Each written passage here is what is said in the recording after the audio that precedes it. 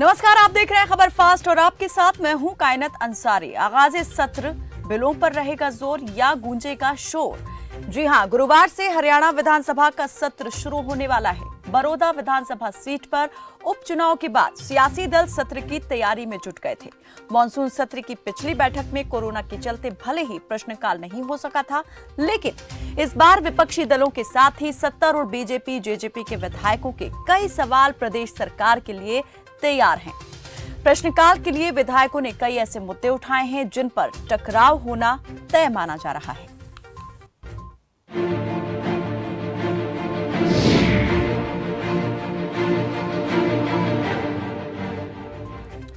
तो हरियाणा विधानसभा का स्थगित मानसून सत्र गुरुवार से शुरू होने वाला है और ये बात यकीनी तौर पर कही जा सकती है कि इस बार विपक्ष सरकार को घेरने की पुरजोर कोशिश करेगा, क्योंकि पिछली बार प्रश्नकाल ना होने की वजह से विपक्ष को अपनी बात रखने का मौका ही नहीं मिला था। लेकिन इस बार विपक्ष के पास अपनी बात रखने का पूरा मौका होगा। इस बात में कोई दो राय नहीं कि हरियाणा कांग्रेस कृषि कानून के मुद्दे पर सरकार पर सवाल जरूर दागेगी, लेकिन अपनी बात को वजनदार बनाने के लिए कांग्रेस नेताओं ने क्या तैयारी की है, ये बात काबिल गौर है, क्योंकि पूर्व मुख्यमंत्री और नेता प्रतिपक्ष भूपेंद्र हुड्डा ने केंद्र के कृषि बिलों के विरोध में प्राइवेट मेंबर बिल लाने की बात कही थी। तो क्या कांग्रेस ने इसकी तैयारी कर ली है, और अगर ये बिल पेश किया जाता है तो इस पर सरकार का क्या रुख होगा? इसके अलावा सरकार के सामने खुद उसके अपने भी सवालों की बौछार करने वाले हैं। विपक्ष के साथ बीजेपी जेजेपी विधायकों ने भी तीखे सवालों की एक लंबी लिस्ट तैयार की है। हालांकि सदन में विपक्ष के संभावित रुख और तेवर पर गृह मंत्री अनिल विज ने तंज जरूर कस दिया है। नहीं, हमारी पूरी तैयारी है और विपक्ष में इतना दमखम नहीं है, वरना उनका ऐसा किरदार है कि वो सरकार पर कोई बात कह सके। तो सरकार की पूरी तैयारी है, विपक्ष में इतना दमखम नहीं है, ना ही उसका ऐसा किरदार है कि वो सरकार से सवाल पूछ सके या कोई बात कह सके। ये कहना है प्रदेश के गृह मंत्री अनिल विज का। तो सत्र में किन मुद्दों पर यहाँ पर हंगामा बर्पा हो सकता है, सरकार जो है किस तरीके से इस बार उतरने वाली है सदन के अंदर विपक्ष का सामना करने के लिए, और विपक्ष के पास इस बार कौन से वो सवाल रूपी हथियार होंगे जिनसे वो सरकार पर निशाना साधने की कोशिश करेगा, इस सब पर हम करेंगे चर्चा। और कुछ मेहमान हमारे साथ जुड़ चुके हैं। सोमवीर शिवराण हमारे साथ जुड़े हैं, जो कि राजनीतिक विश्लेषक हैं। जितेंद्र चंदेलिया कांग्रेस के प्रवक्ता हैं, आप हमारे साथ जुड़ चुके हैं। बहुत स्वागत है आपका हमारे साथ इस चर्चा में जुड़ने के लिए। तो सबसे पहले मैं जितेंद्र चंदौलिया जी आपसे पूछना चाहूंगी कि इस बार सत्र में जो है विपक्ष किस तरह की तैयारी के साथ उतर रहा है? देखिए, मैं आपके चैनल के माध्यम से बताना चाहता हूँ कि जो ज्वलनशील मुद्दे हैं हरियाणा प्रदेश के जी, और भैर भ्रष्टाचार का माहौल यहाँ भाजपा जजपा गठबंधन की जो सरकार ने हरियाणा प्रदेश में बनाया है, उन सारे मुद्दों पर सदन में चर्चा होगी। और पूरी तैयारी हरियाणा के जो कांग्रेस पार्टी के जो विधायक हैं उन्होंने की हुई है। और आप सत्र में देखेंगे कि आपने भी देखा कि फरीदाबाद के अंदर निकिता जो मर्डर केस है और 3 साल की बच्ची के साथ रेप वाली घटना है, और हरियाणा के अंदर शिक्षा, स्वास्थ्य, सड़कें और लोगों को एक डिग्निफाइड लाइफ देने के लिए जो प्राथमिकताएं सरकार की होनी चाहिए, सारे मुद्दों पर सदन में चर्चा होगी। हरियाणा भैर भ्रष्टाचार के मामले में देश के अंदर दुर्भाग्यपूर्ण बात है कि नंबर 1 पर है, महिला उत्पीड़न के मामले पर भी नंबर 1 पर है, और दलित उत्पीड़न के मामले पर भी नंबर 1 पर है, बेरोजगारी के मामले में भी नंबर 1 पर है। ना तो ये सरकार, डबल इंजन की सरकार, शिक्षा और स्वास्थ्य देने में सफल रही, ना रोजगार देने में सफल रही। और भैर भ्रष्टाचार आप देख सकते हैं, फरीदाबाद के अंदर इतना बड़ा हत्याकांड हुआ है, उसकी चर्चा पूरे देश में हरियाणा को शर्मसार होना पड़ा। तो बड़ा दुर्भाग्यपूर्ण, ये सारे गंभीर मसले हैं जिनको लेकिन जितेंद्र चंदेलिया जी, आपको नहीं लगता जिस घटना का आप जिक्र कर रहे हैं उस पर पहले ही कड़ा रुख यहाँ पर सरकार दिखा चुकी है, और सदन के अंदर क्यों, सदन के बाहर ही वो जवाब दे चुकी है कि इस पर सरकार कानून बनाने की भी तैयारी कर रही है। जो एंगल यहाँ पर इस मामले से जोड़ा गया था उसको लेकर के लव जिहाद कानून बनाने की बात खुद यहाँ पर गृह मंत्री अनिल विज ने कही थी। अगर आपका नुकसान हो जाए, जनता का नुकसान हो जाए और सरकार उसके बाद नुकसान होने के बाद फिर ऐसा नुकसान हो जाए जिसकी भरपाई नहीं हो सकता, पूछे निकिता के परिवार से, उस परिवार से पूछे, उस बेटी के परिवार से पूछे जिसने अपने परिवार के सदस्य को खोया है। आज भी मैं बताना चाहता हूँ, आज की परिस्थिति है, आज भी गर्ल्स जो स्कूल्स हैं, कॉलेज है, उनके बाहर आज भी पुलिस की व्यवस्था नहीं है।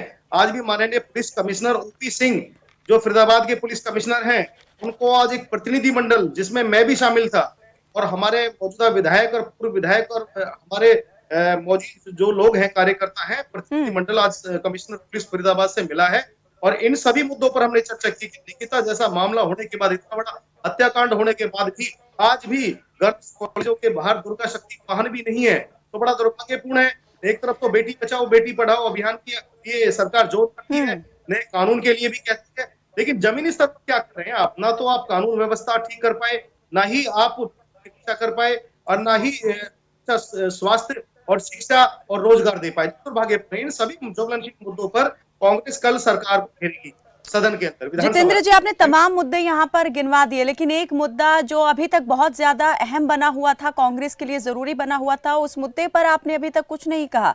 किसान मुद्दे की मैं बात कर रही हूँ, कृषि कानूनों को लेकर के, इस पर क्या रुख रहने वाला है? जी जी, देखिए, ये दुर्भाग्यपूर्ण है। देश का अन्नदाता है किसान, वो अभिव्यक्ति की आजादी according to the constitution of India, according to local and sense. देखिए, अभिव्यक्ति की आजादी हमारा जो संविधान है, हमारी जो डेमोक्रेसी है, प्रजातंत्र है, वो देता है। किसान जब बात रखने के लिए कुरुक्षेत्र के पीपली के अंदर गए तो लाठी मिली, उनको 400 किसानों पर मुकदमे मिले और ये 300 जो 3 काले अध्यादेश हैं, 200 पेजों के काले अध्यादेश हैं, ये किसान को मारने वाले हैं। किसान समझ चुका है, इसलिए माननीय राहुल गांधी जी ने कुरुक्षेत्र के अंदर किसान बचाओ खेती बचाओ, हमारी माननीय अध्यक्षा कुमारी शैलजा जी के नेतृत्व में राहुल गांधी ने वहां पर की, राहुल गांधी जी के नेतृत्व में की, प्रदेश का पूरा किसान वहां पर उतरा, किसान ने अपना रोष प्रकट किया। आज भी किसान संगठनों को सरकार समझाने में नाकाम रही है, संतुष्ट करने में नाकाम रही है। आज भी किसान का सोना सड़कों पर पड़ा हुआ है, आज भी उसकी जीत है, आज भी उसके बाजरे का, आज की बल्लभगढ़ फरीदाबाद की एक लोकल चैनल दिखा रहा था, अधिकारी मुंह फेर रहे थे, किसान का बाजरा पड़ा हुआ है, किसान की जीरी पड़ी हुई है, लेकिन अभी तक किसान की फसल का मैं जितेंद्र जी, मैं ये जानना चाह रही हूँ, कांग्रेस कितने मजबूती के साथ इस मुद्दे को सदन के अंदर उठाने वाली है, क्या तैयारी की है? जैसा पहले यहाँ पर नेता प्रतिपक्ष भूपेंद्र हुड्डा ने कहा था कि वो इसके लिए प्राइवेट मेंबर बिल लेकर आएंगे, क्या उसका यहाँ पर तैयारी हो चुकी है उसके लिए? देखिए, आपने देखा राहुल गांधी जी ने सभी जो अध्यक्ष हैं उनकी मीटिंग ली और कांग्रेस प्रशासित जो प्रदेश है, प्रदेश में आपने देखा होगा, पंजाब के अंदर, राजस्थान के अंदर एक कृषि कानून बनाया है। अगर किसान को एमएसपी नहीं मिलता, मिनिमम सपोर्ट प्राइस, न्यूनतम समर्थन मूल्य नहीं मिलता, तो उस कंपनी को 3 साल की सजा है, 5 लाख तक का जुर्माना है। और मैं आज आपको बता दूं, तैयारी के साथ 900 पेज जो अध्यादेश है, स्वामीनाथन आयोग रिपोर्ट की जो इन्होंने बात की थी, इनके घोषणा पत्र में थी भाजपा के में, और ये जो जजपा का गठबंधन है इस सरकार के में, तो इनकी सारी बात सिर्फ घोषणाएं हैं। जमीनी स्तर पर किसान को मारने का इन्होंने काम किया, पूंजीपतियों को, चंद पूंजीपति अडानी अंबानी जैसे लोगों को फायदा पहुंचाने के लिए आप फिर वही इस बिलों को, कृषि बिलों को लेकर आरोप प्रत्यारोप की बात कर रहे हैं। मैं ये पूछ रही हूं कि प्राइवेट मेंबर बिल लाने की बात कही गई थी भूपेंद्र हुड्डा की ओर से, क्या वो लाने वाली है कांग्रेस सदन के अंदर? देखिए, मेरी बात सुनिए, मैं आपको बताना चाहता हूँ, आज कांग्रेस सिर्फ प्रसिद्ध किसान की बात उठा रही है, क्योंकि किसान देश का अन्नदाता है और ये मामला किसान और मजदूर के आड़ती तक सीमित नहीं। मैं आपको बताना चाहता हूँ आपके चैनल के माध्यम से, ये राष्ट्रीय खाद्य सुरक्षा से जुड़ा मामला है। देखिए, जो कांग्रेस के समय में 80 करोड़ की गरीबी रेखा से जो जनता करती है, इसकी आवाम करती है, उसको 2 रुपए किलो में चावल और गेहूं कांग्रेस के समय में जो मिलता था, आज भाजपा और जजपा के राज में और केंद्र में भाजपा के राज में क्या 80 करोड़ लोग जो देश के अंदर गरीबी रेखा से नीचे जीवन यापन करते हैं, जब 90 या 95% किसान के खाद्य उत्पादों को निजीकरण ठेकेदारी लोग, तो अडानी अंबानी जैसे लोग खरीद लेंगे, तो क्या 5% खाद्य उत्पादों को तो 80 करोड़ लोगों को 2 रुपए किलो में गेहूं चावल के रूप में दे पाएंगे? नहीं दे पाएंगे। राष्ट्रीय खाद्य सुरक्षा से जुड़ा यह मामला है, कहीं भी रायशुमारी किसान से ये इन अध्यादेशों को लाने से पहले देश के अंदर, और विपक्ष को भी दोनों सदनों में, दोनों जो बड़े सदन है राज्यसभा और लोकसभा, उन सदनों के अंदर भी मैं आपके चैनल के माध्यम से बताना चाहता हूं, वहां भी विपक्ष को नहीं सुना गया। अभिव्यक्ति और प्रजातंत्र की इन्होंने हत्या की है, इसका जवाब देश की जनता इनको मकुल इनको जवाब देगी। और अभी जो देश के अंदर इलेक्शन है आप देख लेना, इनकी बड़ौदा में भी हार होगी, इनकी बिहार में भी हार होगी, मध्य प्रदेश में भी हार होगी, यूपी के अंदर उपचुनाव है, वहां जहां जहां उपचुनाव है वहां हार होगी, और बिहार के चुनावों में भी इनकी हार होगी। मैं आज बताना चाहता हूँ क्योंकि आवाज़ आवाम नक्कारे खुदा। चलिए आएंगे आपके पास जितेंद्र जी, लेकिन आपने फिर भी मेरे सवाल का जवाब अभी तक नहीं दिया है। सत्यव्रत शास्त्री हमारे साथ जुड़ चुके हैं, आप बीजेपी के प्रवक्ता हैं, बहुत स्वागत है आपका सत्यव्रत जी। आएंगे आपके पास, लेकिन सोमवीर शिवराम जी से मैं जानना चाहूंगी। सोमवीर जी, क्या लग रहा है इस बार जो है सदन के अंदर विपक्ष कितना मजबूत दिख रहा है आपको, सरकार या फिर सरकार दिख रही है कि इस वक्त जो है उसके पास में तमाम सवालों के जवाब मौजूद हैं जो विपक्ष उससे पूछ सकता है, संभावित जो हो सकते हैं? देखिए कायनाथ जी, विपक्ष गिनती को देखें तो पूरा एक विपक्ष जो एक अच्छा खासा भूमिका निभा सकता है, गिनती में काफी है। अगर इच्छा शक्ति हो तो सबसे पहले तो आप किसान बिल पर आप बहस कीजिए। जनता जानना चाहती है कि इससे कितना नुकसान है, कितना हित है किसान का, कितना, जैसे ये काले कानून बना रहे हैं तो आप इनको बिल्कुल तर्क समेत, डाटा समेत बिल्कुल ये विधानसभा में समझाएं जनता को, और अपनी बातें रखें विधानसभा में कि ये काला बिल जो बता रहे हैं, जैसे प्रवक्ता जी भाषण देगा आधा घंटा का करीब जैसे मंच पे देते हैं, आप ये देखिए कि इसके अंदर कितना, तो आप हम चाहते हैं, जनता चाहती है, हरियाणा की जनता चाहती है कि तर्क समेत डाटा समेत ये कैसे नुकसानदायक है। एमएसपी की बात करें, एमएसपी है कि नहीं है उसमें, ये चीज क्लियर करे कि भाई एमएसपी इस क्लॉज में नहीं है।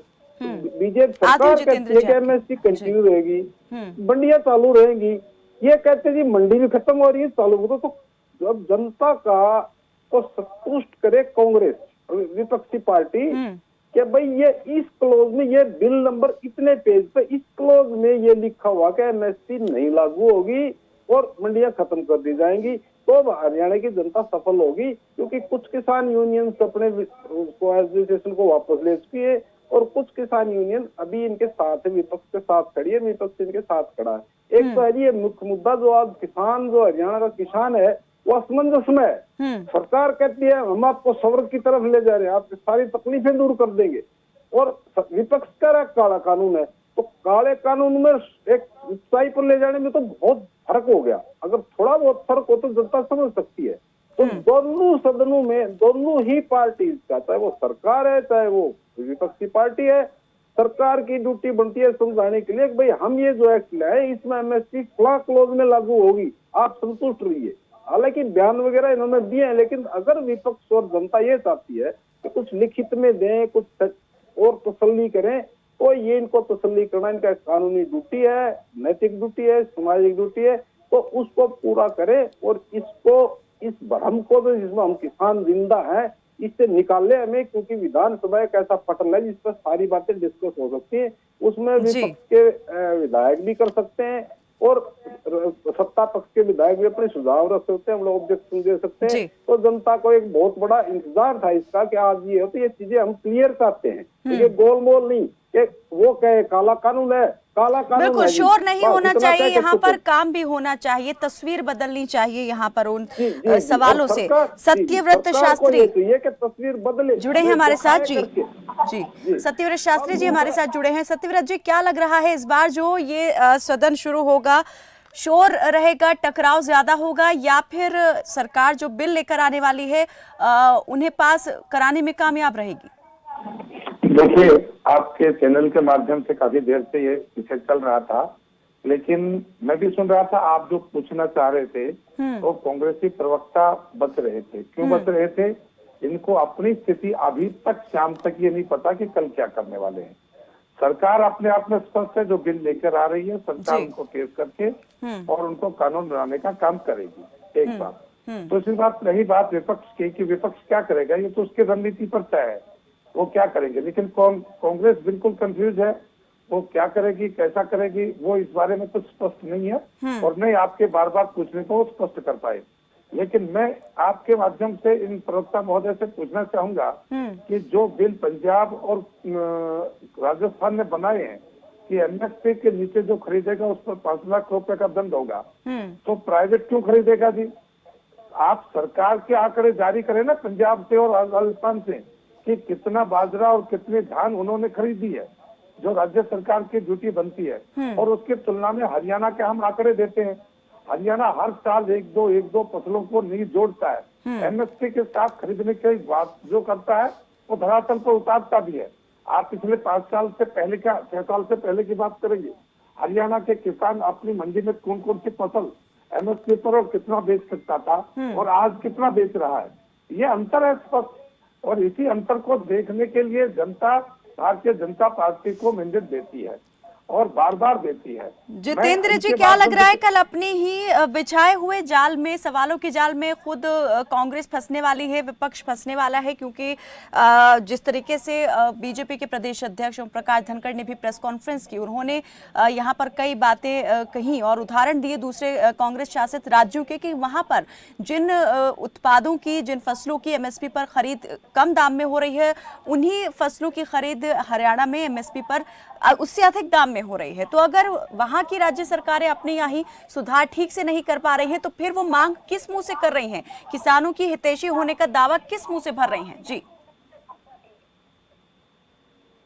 जवाब देना चाहूंगा जी, उनको मैं जवाब देना चाहूंगा उनकी बात का, जो उन्होंने सवाल किया है। कायनात जी, जो आज हालात बने हुए हैं देश के और प्रदेश के अंदर, जो नरेंद्र मोदी जी तानाशाही से जो जीएसटी का या जितने भी इन्होंने चंदेलिया जी, हम हरियाणा विधानसभा सत्र की बात कर रहे हैं, यहाँ उठाने वाले हरियाणा कांग्रेस की ओर से उठाए जाने वाले मुद्दों की बात कर रहे हैं। आप फिर राष्ट्रीय उस पर चले गए हैं, आप फिर राष्ट्रीय स्तर की राजनीति पे चले गए हैं। मुद्दा रखा उस मुद्दे पर आइए। आप नरेंद्र मोदी की मुकाबला करेंगे क्या? आपकी औकात है क्या इतने कि नरेंद्र मोदी की आलोचना करेंगे? चलिए चंदेलिया जी, जो आपसे पूछा उसी का जवाब की तैयारी इन्होंने कहा, सत्यव्रत जी ने, कि कंफ्यूज है खुद कांग्रेस के, उसे कल क्या करना है, क्या करने वाली है, और जिस तरह से मजबूत तरीके से बात रखनी चाहिए शायद वो तैयारी नहीं है।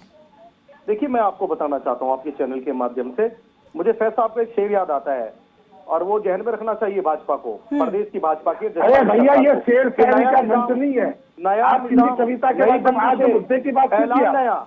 मैं 4 बार बोलूंगा, इस बात को नहीं सुनोगे, मैं पूरी डिबेट में सत्यव्रत जी सुन लीजिए, फिर वही शोर शराबा होगा, बात नहीं हो पाएगी इस शोर शराबे में। सत्यव्रत जी, एक बार सुन लेते हैं जी। जारी कि अपनी नस्लों से कहो, मेरे मुताबिक सोचे। ये जो फरमान इन्होंने, काले कानून जो बनाए हैं प्रदेश के अंदर, कल विधानसभा सत्र के अंदर हम किसान अन्नदाता है जो प्रदेश का और देश का, उसकी बात को हम कानूनी ढंग से पूरी तैयारी के साथ हमारे जो विधायक नेता प्रतिपक्ष हैं सदन के अंदर, विधानसभा के अंदर वो उठाएंगे। पहली बात, इन्होंने जो किसान को मारने का काम किया है, कायनात जी, इन्होंने कहीं भी अपने काले अध्यादेश में 900 पेजों का जो अध्यादेश है, आपके चैनल के माध्यम से बताना चाहता हूं, उस पे एमएसपी न्यूनतम समर्थन मूल्य देने की बात नहीं कही कहीं भी रिटर्न में इन्होंने, और किसान को सिर्फ एसडीएम और डीसी तक सीमित रखा गया है। अगर कोई कंपनी किसान का मानदेय नहीं देती, उसकी फसल का मुआवजा नहीं देती, तो उसके साथ चोर बाजारी करती है या उसको कहीं भी किसी भी प्रकार का नुकसान पहुंचाती है, फसल का मानदेय नहीं देती, तो वो सिर्फ डीसी और एसडीएम तक सीमित रखा है किसान को इन्होंने। जबकि इन्होंने जुडिशरी में जाने के लिए लिखना चाहिए था, जुडिशरी में किसान नहीं जा सकता। डीसी और एसडीएम किसके इशारे पे काम करते हैं? वो सरकार का हिस्सा है, सरकार के आदेश की पालना करते हैं।